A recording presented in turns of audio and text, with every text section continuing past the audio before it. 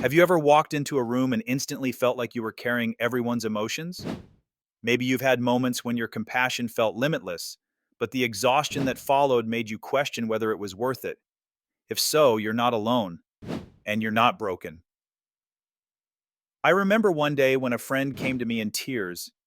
I sat with them, held space, and by the time they left, they were smiling again.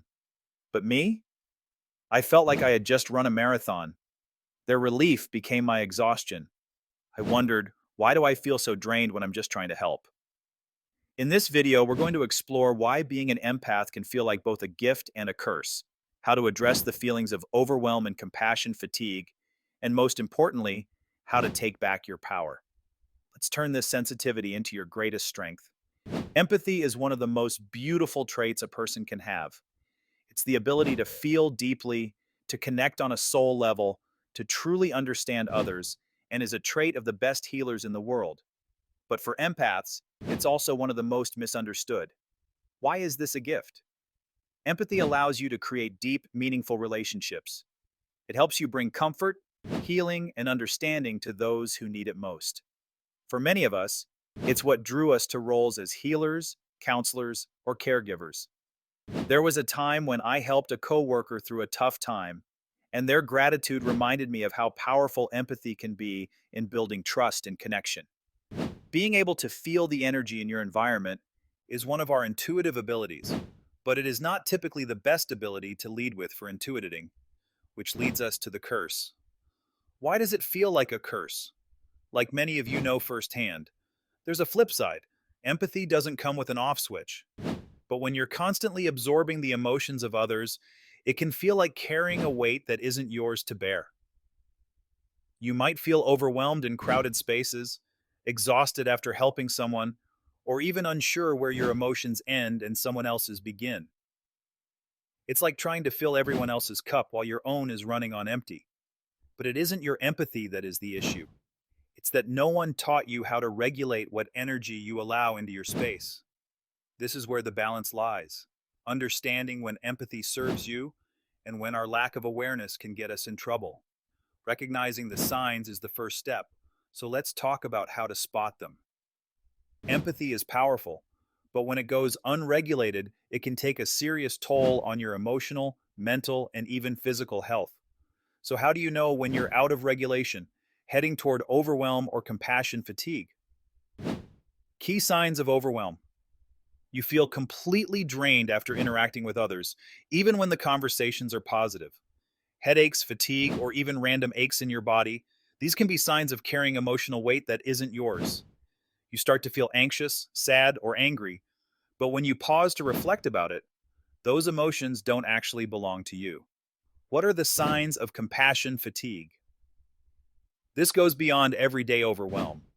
Compassion fatigue happens when you've been giving so much for so long that you feel emotionally numb or disconnected, feeling indifferent or resentful toward others' struggles, losing the joy you once felt in helping others, difficulty recharging even after rest.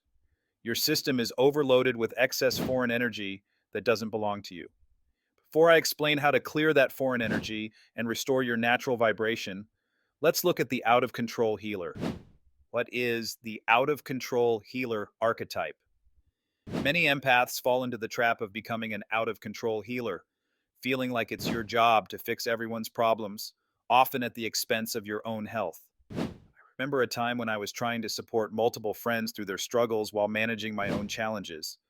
I thought I was being selfless, but in reality, I was running on fumes. In the end, it caused self harm to me. It's a form of codependence that is rooted in a trauma wound. We are stuck in seeking external validation from a wounded and unconscious place. It seems virtuous, but if we really want to help and transform to our potential, we must be balanced and have sustainable energy. If any of this resonates, know that you're not alone. These are common experiences for empaths who haven't yet learned to manage their energy. It's just one phase of the healer's journey, and you can elevate past it. But the good news is that you can absolutely learn to balance, restore, and protect your energy and thrive. Let's dive into some tools and tips for managing empathic overwhelm. Managing empathy doesn't mean shutting off your gift. It's about learning to use it in a way that empowers you instead of draining you. Here are some practical tips to help you stay balanced and in control of your energy. 1. Grounding techniques. Grounding is essential for empaths. It helps you release the emotional energy you've picked up and reconnect with yourself. Practical example: breath work. While breath work can help regulate the nervous system, it's actually not the best form of grounding, nor is standing barefoot. Your innate spiritual ability to ground yourself directly will always work best when it comes to balancing the spiritual body and regulating your energy and emotions. Visualization taps into your higher spiritual abilities in the upper chakras. People will tell you to picture roots growing from the soles of your feet deep into the earth. This is also limited. Instead, imagine creating a grounding cord in your mind's eye that connects your first chakra to the center of the planet. This is far more effective and works in tandem with a complete energy management system, as you will learn here shortly. Send any heavy energy flowing out of you and into the ground. You can simply visualize a color of energy that represents what you want to release, or a mental image picture that represents the energy. 2. Setting energetic boundaries. As an empath, you have to set clear boundaries both emotionally and energetically. Mantras, affirmations, and crystals can supplement what you are visualizing, but to take ownership of the energy, visualization is best because it activates your innate spiritual abilities from a higher chakra and your spiritual regulation center at the center of your head. Visualization technique. I think that imagining a protective bubble or shield of light surrounding you is a bit misguided. Instead, use a shield outside of your bubble. Your bubble is your energy field. We want to prevent anything getting in there. Make sure the shield also has a grounding cord so it is stable. 3. Clearing your energy. Even with good boundaries, some emotions will stick to you. Regularly clearing your energy is just as important as brushing your teeth. Common techniques: salt baths, smudging, movement like Qigong. While these techniques can move the needle, nothing is going to be more effective than your own innate spiritual ability to systematically flush out the energy within your body and spiritual body, clearing all the meridians, chakras, and all layers of your aura. We call this a cosmic flush. The more you clear out, the more space you have to restore with your natural vibration of spiritual energy that your body needs to run on in balance. It's the proper fuel for your body. It's calibrated for your body. We can consider this the energy of your higher self or spirit. Hang tight until the end, and I'll explain how you can learn the cosmic flush for yourself. Self-care rituals. Your sensitivity thrives when you're taking care of yourself. Make self-care a non-negotiable part of your routine. When it comes to mastering your energy, this means regular energy maintenance that can be done daily in just 10 or 15 minutes. The previous tools described are part of this spiritual balancing protocol. But as you clear and release, we must restore our natural energy. While things like spending time in nature, being creative, and taking time for solitude certainly have their place, nothing is going to fuel you more than consciously restoring your natural vibration. We use a tool called a golden sun to call back our energy like a magnet and then fill us back in. Every space you've cleared out after the flush. This simple visualization of filling the gold ball up above your head and then lowering it down, filling up your space, is simple, but it will change your life when used with a comprehensive energy management system. When you start using these tools, you'll notice a shift, not just in how you feel, but in how much more empowered you are in your relationships and your work as a healer. Let's talk about what it looks like when empathy becomes your superpower. The upside of empathy: when you're in your personal power. When you learn to properly regulate your energy, empathy transforms from something that drains you into something that empowers you. It becomes one of your greatest strengths, allowing you to connect, heal, and inspire without losing yourself in the process. Your ability to feel energy is an ability you have from your second chakra. Most empaths' second chakra is far too open, and it needs to be properly calibrated. The connection and love aspects of empathy comes from the fourth chakra. If we have unaddressed wounds here, this is how we can fall into the out of control healer role. Healing and calibrating the fourth chakra is paramount. More on this in a future video. The empowered and activated empath knows that operating from their upper chakras is how you can take ownership of all of your abilities harmoniously.